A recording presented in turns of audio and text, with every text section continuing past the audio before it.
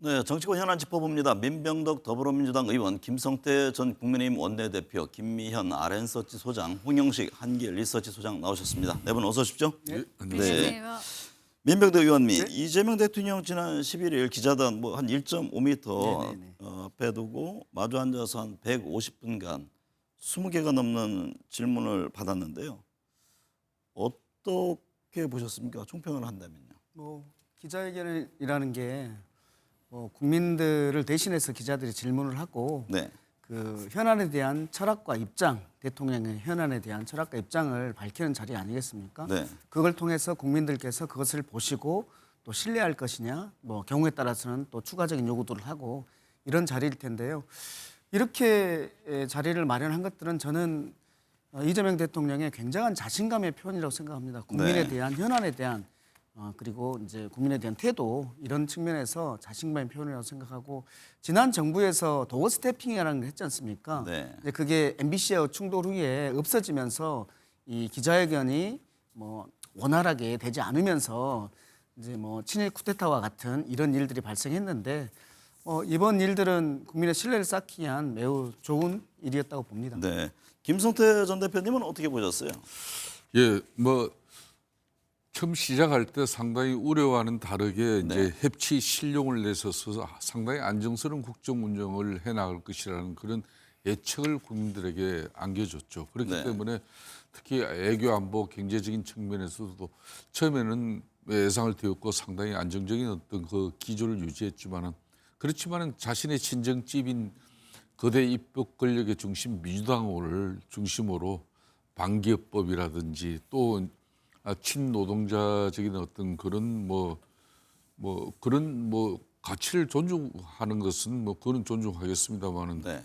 근본적으로 이게 균형을 상실시켜 버리면은 산업 현장이 대단히 혼란해질 수도 있죠. 네. 또 그런 측면에서 지난 100일 또 기자회견을 통해서 처음에는 성과라든지 앞으로 해 나가고자 하는 그런 의지를 피력한 부분은 좋았습니다만은 역시 정치적으로 상당히 여야 간에 첨예한 그런 대립이 이루어지고 있는 가운데 자신의 친정집 그러니까 민주당의 강성 그 당원들을 의식한 그런 내란 제포가 왜 위헌인가요? 이런 입장 부분은 상당히 국론을 분열시킬 수 있는 또 양 진영 간의 그 갈등이 더 첨예화될 수 있는 네. 그런 정치적인 발언을 또 서슴지 않은 부분에 대해서는 대단히 아쉽고 안타까운 대목이다 이렇게 네. 평가하겠습니다. 민 의원님, 코스피 지수가 3,000포인트를 넘어서 45년 만에 최고치를 기록하는 등 훈풍이 불고 있습니다. 이재명 대통령 임기 내 5,000포인트 얘기를 했는데 앞서 이한주 원장은 충분히 가능하다 그런 얘기를 합니다. 네, 저는 코스피 5천 특위에 속해 있는 위원입니다. 네. 그 측면에서 얘기를 하면요, 그러니까 자본시장에 대한 시스템을 선진화하는 것 이것이 중요하고 그렇게 하기 위해서 지배구조 개혁을 하고 있는 거 아닙니까? 네. 일본도 10년 동안 차분히 이 지배구조 개혁들을 해와서 지금 가장 최고의 성과를 내고 있는 것이거든요. 네. 근데 지배구조만 개혁한다고 해서 되는 게 아니라 실물 경제가 따라가야 되지 않겠습니까? 네. 그래서 신성장 산업에서의 어떤 성과들을 내는 것이 매우 중요하고 그래서 지난주에 있었던 150조 성장 펀드와 네. 관련된 그런 성과들이 매우 중요할 것이다라고 보고 있습니다. 네. 홍 소장님, 이재명 정부 100일의 성과로 한일 정상회담을 필두로 하는 외교 정상화 얘기를 합니다. 이 대통령 대미 협상의 원칙으로 어떤 이면 합의도 하지 않는다. 대한민국 국익에 반하는 결정을 절대 하지 않는다. 또 합리성과 공공성을 벗어나 어떤 협상도 하지 않는다. 세 가지를 제시를 했습니다. 일단 대한민국 대통령으로서 당연히 견지해야 될 입장인 건 맞습니다. 그러나 이제 외교라는 것은 상대가 있습니다. 해서 이 외교라는 것은 국익에 반하는 결정을 하지 않겠다고 하지만 실은 국익을 우리가 챙기려고 하면 50%는 내줘야 됩니다. 그래서 우리가 꼭 필요한 50%를 챙기고 상대가 원하는 50%를 챙기면서 그 균형을 맞추면서 우리한테 유리한 방향으로 끌어내는 것이기 때문에 대통령이 이런 이야기를 하더라도 국민들은 그런 부분을 이해를 하셔야 될 것 같습니다. 또 하나는 여기에서 합리성과 공정성을 벗어나 어떤 그 협상도 하지 않겠다고 하지만 대한민국의 합리성과 공정성 그리고 미국의 합리성과 공정성 또한 다릅니다. 그래서 이런 부분들을 염두에 두시고 한미 간의 어떤 그 정상 간의 어떤 합의 과정을 좀 인내심을 갖고 지켜볼 필요가 있겠습니다. 네. 김미연 소장님, 3,500억 달러 펀드와 주한미군 전력의 유연성 등 후속 협상에 대해서는 완결되지 않았다고 말을 아끼면서도 원칙은 분명히 했습니다. 협상을 명문화하지 않았다는 지적에 대해서는 뭘 얻으러 간 게 아니라 방어를 하러 갔는데 왜 사인을 하냐라고 하는 점도 강조를 했고요. 어떻게 보셨나요? 바로 이제 우리 소장님께서 잘 설명해 주신 것처럼 그 협상이라고 하는 거는 서로가 5대 5로 좀 주고받는 부분이 있어야 되는 건데 지금 미국이 요구하고 있는 조건을 보면 일반 국민들이 생각하더라도 전혀 받아들일 수 없는 조건을 지금 제시하고 있습니다. 예를 들어 3,500억 달러라는 거는 엄청 큰 돈인데 이거를 전액 헌금으로 내놓으라는 이야기도 하고요. 이 3,500억 달러는 우리나라의 한국 외환 보유액의 80%가 넘는 금액이기 때문에 만약 우리가 이것을 현금으로 다 지급하면 제2의 IMF도 올 수 있다는 이야기가 지금 있거든요. 그런 관점에서 본다면 물론 미국과의 협상 중요합니다. 그러나 저는 만약 협상이 되지 않으면 지금 우리가 받고 있는 관세의 15%를 뭐 25%로 갈 수 있다는 이야기도 나오는데 만약 25%로 갔을 때 물론 타격은 받겠죠. 우리나라 자동차 산업이 타격은 받더라 하더라도 저는 우리 이 대통령이 이야기한 것처럼 우리가 잘 방어를 지금 해 나가야 되는 이런 상태에서 미국의 이런 요구 조건을 무조건적으로 받아들일 필요는 없다고 보여지고요. 왜냐하면 알다시피 지금 미국 대법원에 지금 올라가 있지 않습니까? 네. 이 트럼프의 이 관세가 불법인지 합법인지가 곧 판명이 될 것 같고요. 그 결과를 좀 기다려보는 것도 늦지 않고 또 다른 아주 중요한 거는 대한민국이 옛날의 대한민국이 아닙니다. 왜냐하면 지금의 전 세계에 있는 MZ 세대들은 한국말도 알고 있고요. 그리고 한국 노래도 너무 좋아하고 이제는 그것을 뛰어넘어서 소위 말해서 미래의 소비자층이라고 할 수 있는 알파 세대,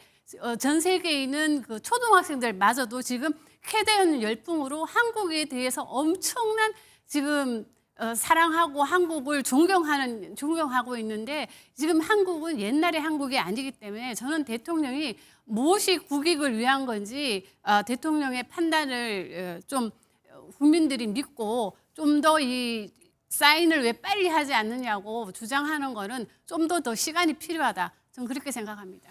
민 의원님, 이재명 대통령 미국의 한국인 노동자 구금 사태와 관련해서 작심한 듯한 발언을 했습니다. 향후 대책으로 비자 발급 협상을 하고 있다면서 미국도 현실적인 필요가 있는 만큼 이 문제를 해결할 것으로 그렇게 예측을 했죠. 네네네. 전반적으로 지금 대한민국 국민들은 지금 미국과의 문제에 있어서 마음이 부글부글 할 겁니다. 네. 그리고 대한민국 정부가 잘 대응하느냐와 관련해서 불안한 심리들을 가지고 있을 겁니다. 대체적으로 지금 어려움이 계속해서 오고 있지만 하나하나 잘 해결해 나가고 있는 상황이라고 생각합니다. 네. 이번 그 미국의 한국인 노동자 구금과 관련해서도 실은 제일 처음에 외교부 차관이 유감이라는 강한 표명을 했습니다마는 이번에 기자회견에서도 이 대통령의 강한 지적은 실은 올바른 지적이라고 생각합니다. 네. 대한민국 국민의 안전과 권익을 지키는 것이 대통령의 책무 아니겠습니까? 네. 그런 측면에서 지적을 잘 했다고 생각하고요. 그러면서도 향후에 비자 문제를 개선하는 방향으로 추후 해결 방법을 제시한 것들은 네. 잘했다고 보고요. 그래서 트럼프도 이익에 밝은 사람이기 때문에 그리고 우리가 투자를 받으려면은 미국 입장에서도 이런 문제들을 해결할 것이라고 보고 그런데 이 문제는 이례적인 단기간의 문제로 해결될 것이 아니라 제도화를 시켜야 되는 그래서 우리나라 국민들이 미국에 갔을 때 우리의 권익을 네. 침해받지 않도록 하는 제도를 만드는 방향으로 해야 될 것이라고 봅니다. 김성태 대표님, 한일 관계 훈풍 이 대통령과 함께 연출했던 이시바 총리 퇴진했습니다. 예. 향후 한일 관계 새로운 변수가 될까요? 그렇습니다. 이제 이시바 총리 같은 경우는 역사 문제에 대해서도 상당한 그 반성의 자세를 보였고 또 그것에 대해서 이제 한국 정부는 상당히 긍정적으로 평가했지 않습니까? 네.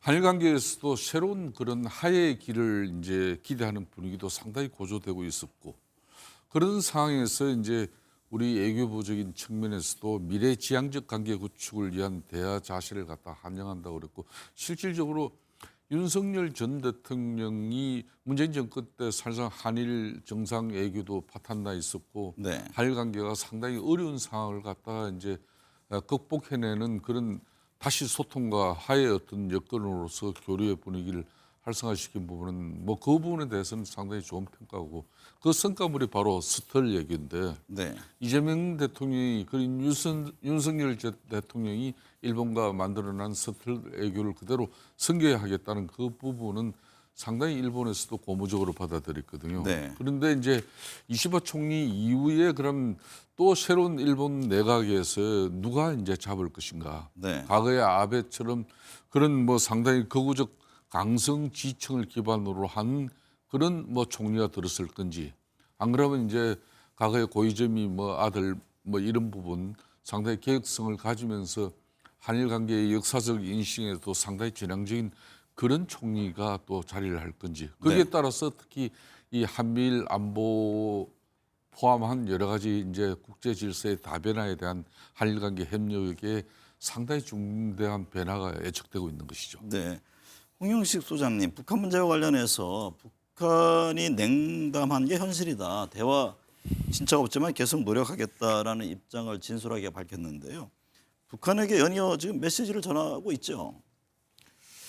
지금 우리 이제 원론적으로 이야기해서 네.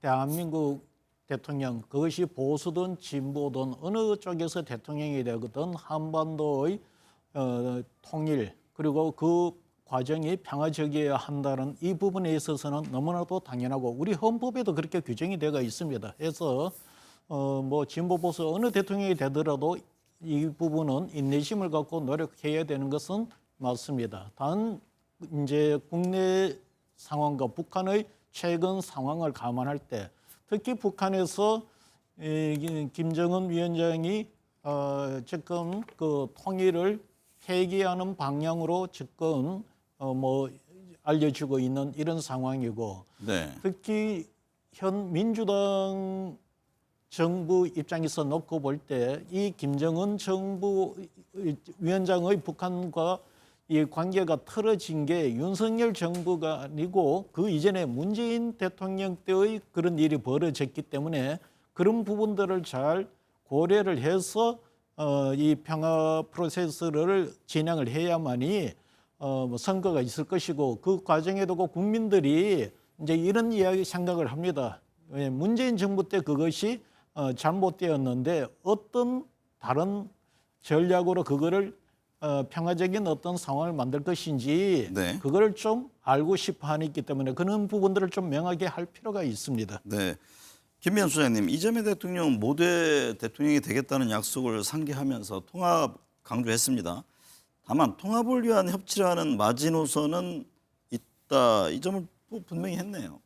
그렇습니다. 또 그렇게 해야 된다고 저는 생각을 하고요. 네. 왜냐하면은 대통령께서 아무리 뭐 대통합이 중요하다 하더라도 민주공화국의 가치는 분명히 지켜야 된다고 이야기하셨기 때문에 이 점은 뭐 타협의 여지가 없어 보입니다.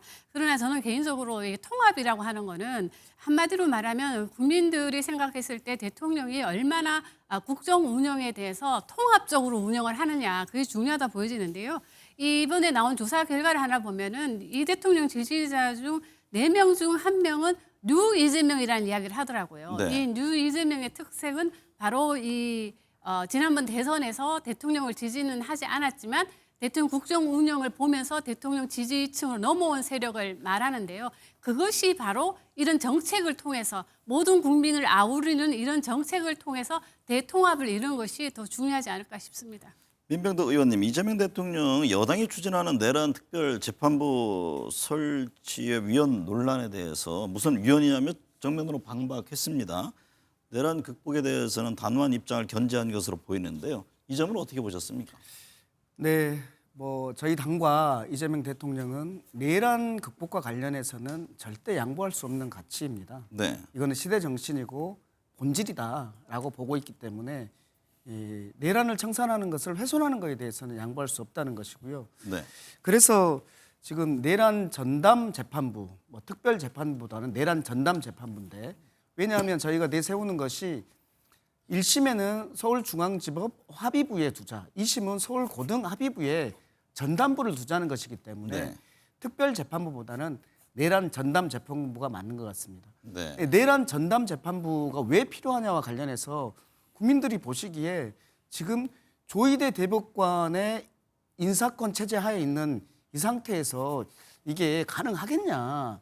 예를 들면 뭐 구속 취소와 관련된 판결이라든지, 그다음에 지금 선거 한 달이 남겨놓은 상태에서 국민의 선택권을 훼손하는 7만 페이지를 9일 만에 다 읽었다는 이런 상태라든지, 네. 이런 것들을 보면서 국민들은 조희대 체제에서 이게 되겠나라는 의심들을 갖고 네. 있는 것이죠. 뿐만 아니라 그 내용과 관련해서요, 아까 말씀드린 것처럼 서울 따로 특별한 다른 법원을 만들자는 것이 아니라 서울중앙지법의 합의부에 내란 전담 재판부를 두고 2심은 서울고등합의부에 두자는 것이고, 그러면 내란 전담부를 누가 만드냐와 네. 관련해서 국회에서 3인, 법원에서 3인, 대한변협에서 3인 추천하는 이 추천위원회에서 2배를 해가지고 대법원장이 그 법관들을 임명하자는 것이거든요. 네. 그래서 이게 재판에 개입하겠다는 것이 아니기 때문에 위헌이 아니다. 네. 우리가 노동법원도 하고 소년 전담 재판부도 하는데 왜 내란 전담 재판부를 못 둡니까? 네. 예. 김성태 대표님, 검찰 개혁과 관련해서 기소와 수사 분리에 대한 입장은 정해졌고요. 네. 검찰의 보안 수사권과 관련해서는 신중한 입장을 보였습니다. 이 대통령 부더기가 싫어도 장독을 없앨 수 없는 것 아니냐 이런 언급을 했는데요. 어떤 의미로 들으셨습니까? 뭐 앞에 민병덕 의원께서도 이야기를 했습니다만은 이제 실질적으로 내란 특별재판부 설치 이 부분에 대해서 민주당과 또 이재명 대통령이 지난번 100일 기자회견을 통해서 그 자체가 왜 위헌이냐. 네. 이 자체로서 이재명 대통령이 헌법과 법률에 의해서 13 비상계엄에 대한 그 윤석열 전 대통령의 책임과 또 관련자들 이 부분에 대해서는 앞으로 형사법적인 측면에서 엄중한 또 검찰의 수사와 또 법원의 판단을 통해서 물으면 되는 건데, 지금 이제 내란 특별재판부라는 걸 별도로 이렇게 만듦으로써 이제 또 기존 사법 체계에 대한 불신에서 비롯된 그걸 윤석열 전 대통령 구속 취소 결정, 한덕수 전 총리 구속영장 발부가 각하된 이런 걸 사유로 들었단 말입니다. 네.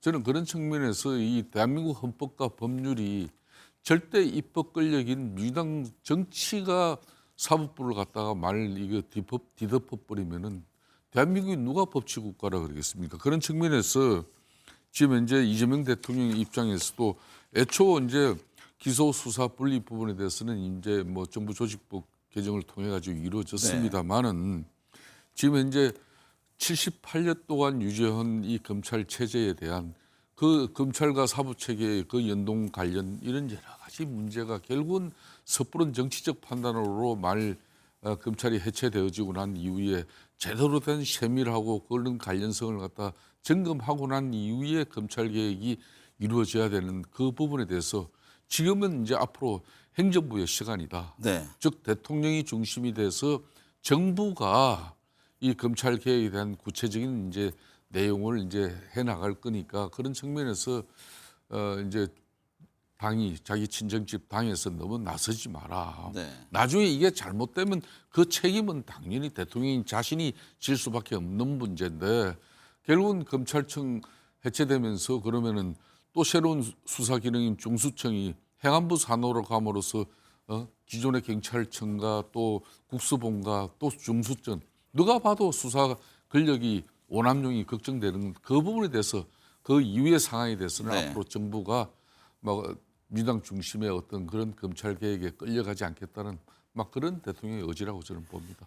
김미연 소장님, 이 대통령 경제 현안에 대해서도 입장을 내놨습니다. 투기 수요를 잡기 위해서 끊임없이 부동산 대책을 내놓겠다고 했고 논란이 된 대주주 주식 양도세는 현 기준을 유지하겠다는 뜻을 밝혔는데요. 민심은 어떻게 반응할까요?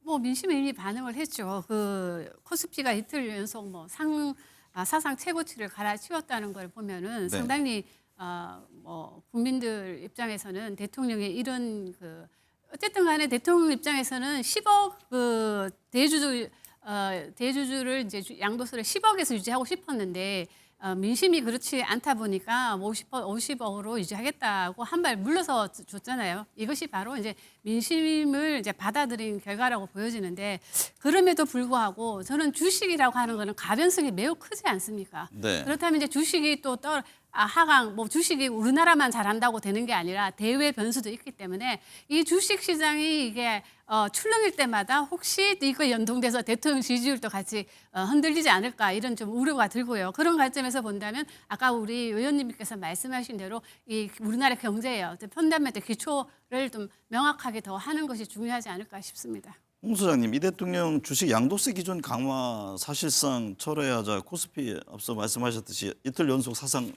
최고치를 갈아치웠는데 지금 3,340선의 장을 마쳤습니다.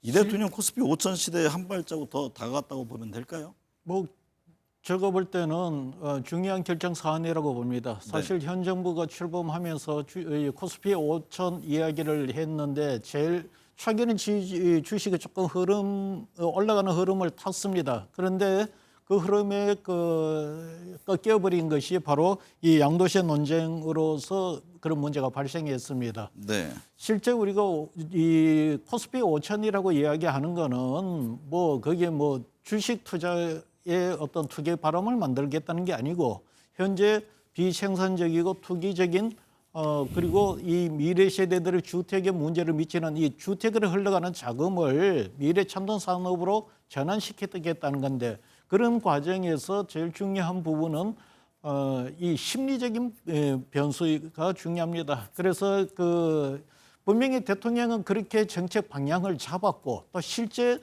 정책 기조도 보면은 AI 첨단 산업 이런 부분에 예산을 대폭 배정을 해서 그렇게 가는 방향으로 잡았는데 초기에 그 양도세 논쟁이 나와 버리니 그런 어떤 기대가 꺾여버리는 부분이 있었습니다. 이런 부분을 바로잡음으로 인해서 정책적 일관성도 유지되고 있기 때문에 코스피 뭐 5천 저는 뭐 경제 전문가가 아니니까 갈지 안 갈지는 모르겠습니다만은 방향은 긍정적인 방향으로 갈 것 같습니다.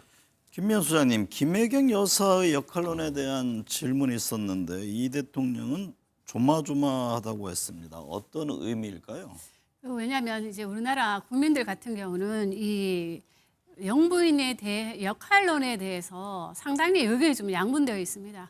지난번 이 정권의 이제 김건희 여사 같은 경우도 있고요. 여러 가지를 감안해 봤을 때 이 대통령 그 영부인이 대체 어떤 역할을 해야 되는지 좀 의견이 분분하기 때문에 이 부분에 대해서도 좀 더 공론화가 좀 필요하지 않을까 싶고요. 그런 관점에서 대통령께서는 상당히 이 김혜경 여사의 그 역할에 대해서 너무 좀 튀어도 문제고 또 너무 조용히 있어도 문제다 보니까 균형점을 잡는 데 있어서 조금 고민을 하고 있는 게 아닌가 싶습니다. 네.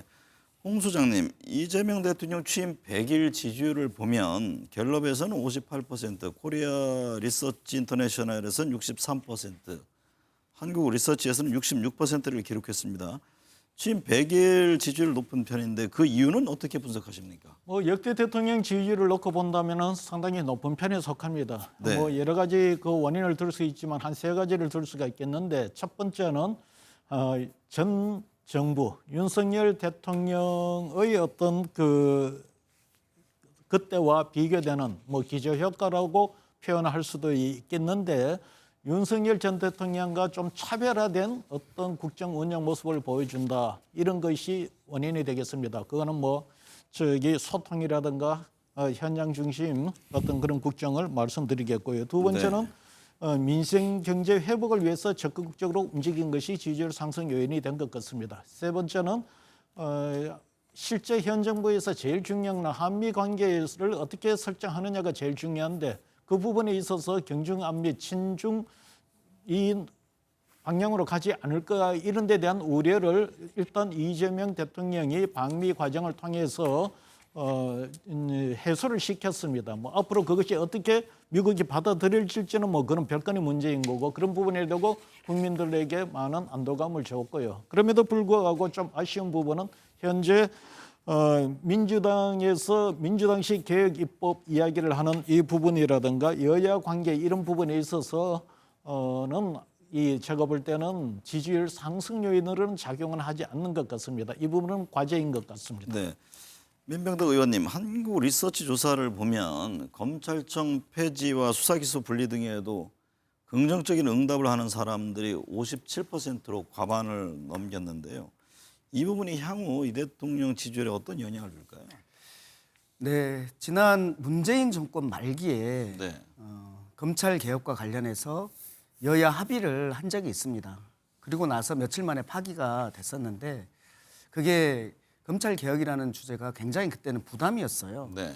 그런데 윤석열 정부 들어서서 검찰 개혁의 필요성이 정말 국민들이 깨닫게 된 것이죠. 네. 그래서 지금 검찰 개혁과 관련해서는 이거는 하지 않으면 안 되는 것으로 이렇게 인식되고 있는 수치가 나오고 있는 거 아니겠습니까? 네.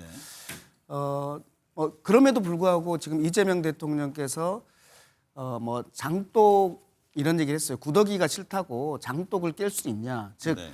검찰의 이런 그 검찰권 남용이 싫다고 형사사법 시스템을 우리가 파기할 수는 없다라고 하면서 굉장히 신중한 입장을 보이는 거잖아요. 네. 즉 검찰 권력으로부터 국민 보호해야 되지만 범죄로부터 보호해야 된다. 네. 이 균형점을 말하고 있기 때문에 저는 이만큼의 지지율이 나오고 있다고 봅니다.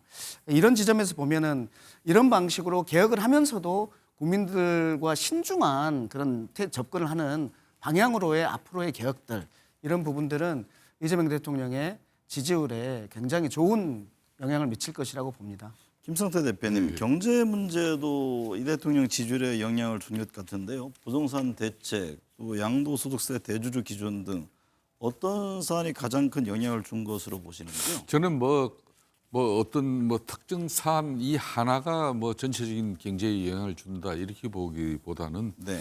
아무래도 이제 자신을 대통령으로 만든 그런 집단인 이제 민주당이 거대 입법을 가지고 있지 않습니까? 여기에서 비롯된 이제 반기업 그런 좀 이미지 그런 반기업 정세에서 비롯된 그런 그 입법 이 폭주 행위가 상당히 앞으로 한국의 투자에 대한 불확실성을 증대시킨다든지 또 과도한 재정 확대 정책에서 비롯된 그런 재정 건전성의 우려는 국가 신인도가 이제 신용 등급이 만일 하락이 이르러질 수도 있어요. 네. 그렇다면은 이거는 엄청난 이제 경제적인 파고가 이제 생길 그런 원인 제공이 거기서 만들어질 수가 있는데 그러니까 이제 민주당의 이제 반기업 그런 정서에서 비롯된 그런 입법 폭주 행위라는 게 그게 상법 개정이라든지 노란봉투법이라든지 세제 개편이라든지 이런 내용들입니다. 네. 그래서 앞으로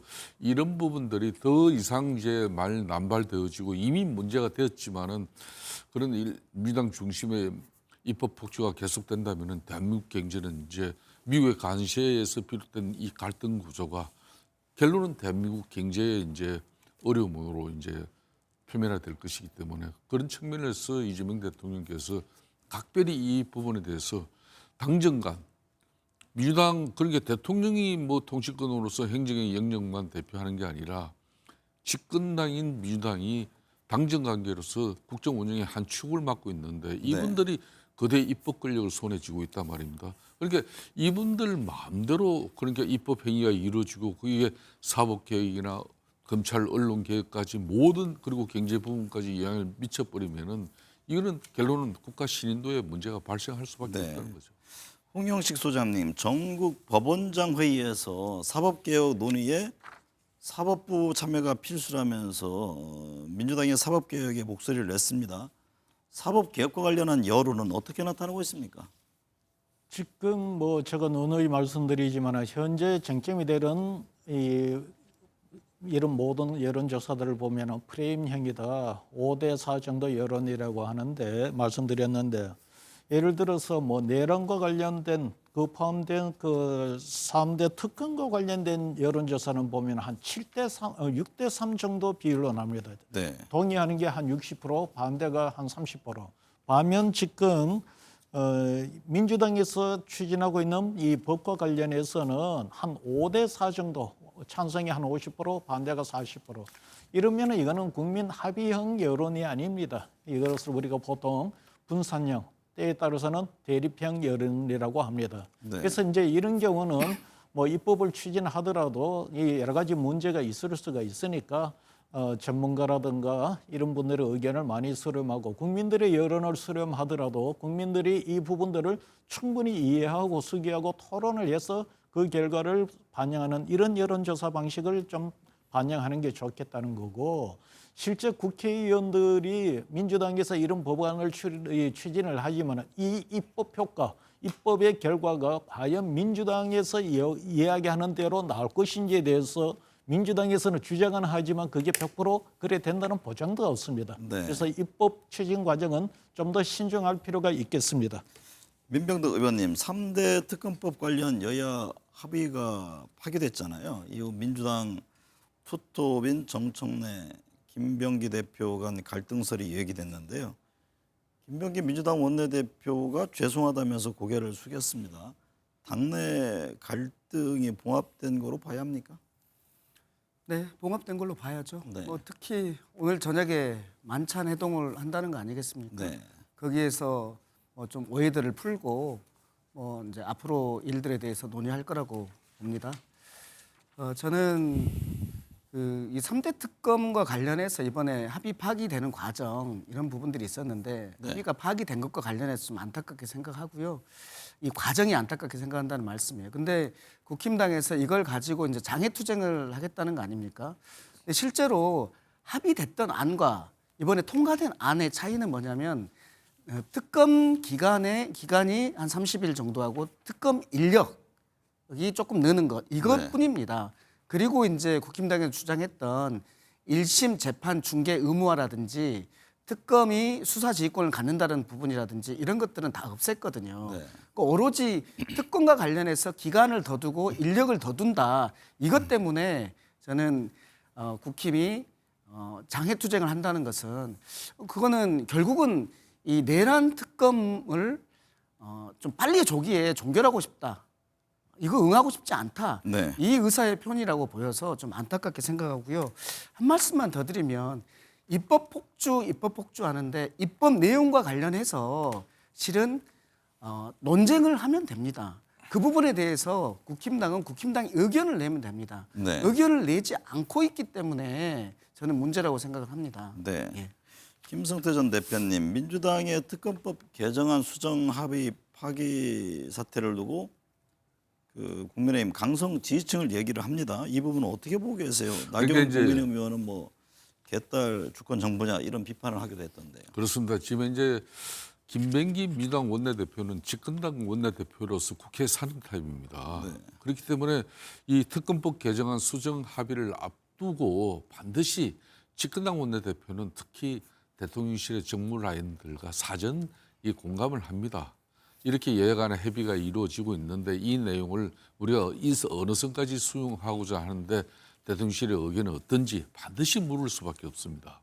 그런데 그런 절차를 통해 가지고 이렇게 특검법 개정안 수정 합의가 이루어진 내용을 갖다 이걸 거듭찬 사람이 사실상 대통령 지난 월요일 날 대통령실에서 여야 지도부 회담을 마치고 난 이후에 바로 정청래 당대표의 그런 모습이에요.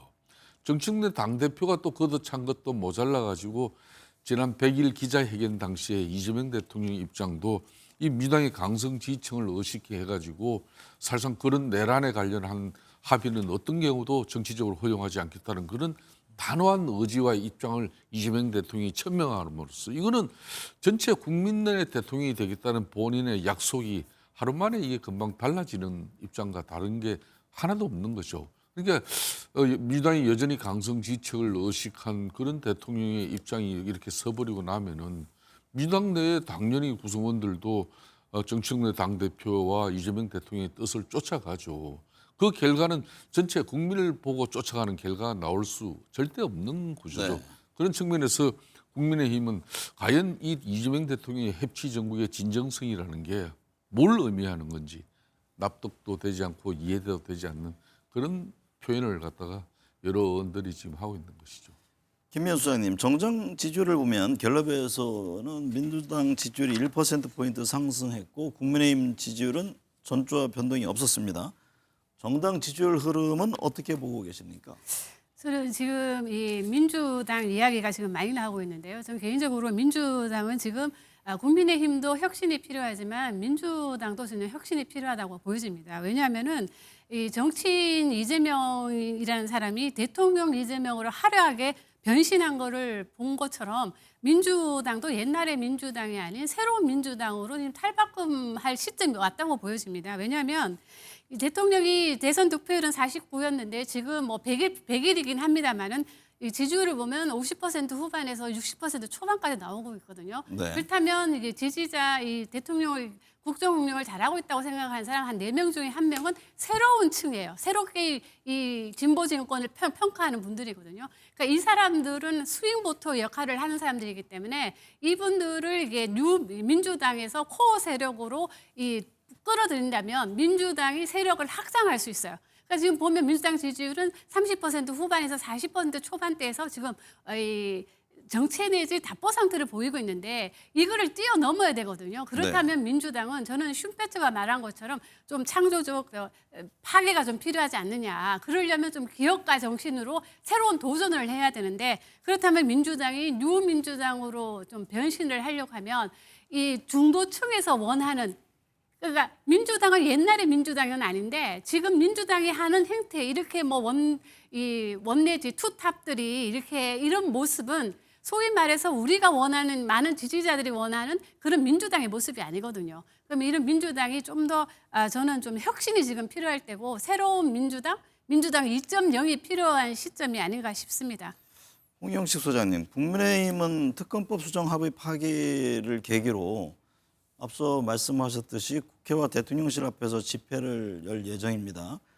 코리아 리서치 인터내셔널 조사에서 국민의힘 극우 정당화를 걱정하는 응답이 68%를 기록했는데 장외로 향하는 국민의힘 지지율 어떤 영향을 받을까요? 일단 이제 아주 단순하게 이렇게 한번 보도록 합시다. 네, 예를 들어서 국민의힘 지지율이 20% 초반이라고 할 때 개별 현안 이슈에 대해서 국민의힘이 어떤 입장을 내거나 장애 집회를 하거나 했을 때 20% 초반보다도 높으면은 어떤 형태로든 지지를 좀 끌어올릴 수가 있겠죠. 그런데 그 20% 초반보다 비슷하거나 낮으면은 제가 볼 때는 지지를 끌어올릴 수가 없습니다. 네. 여기에 보면은 극우 정당화를 걱정한다는 여론이 68%이고 우려하지 않는다가 21%입니다.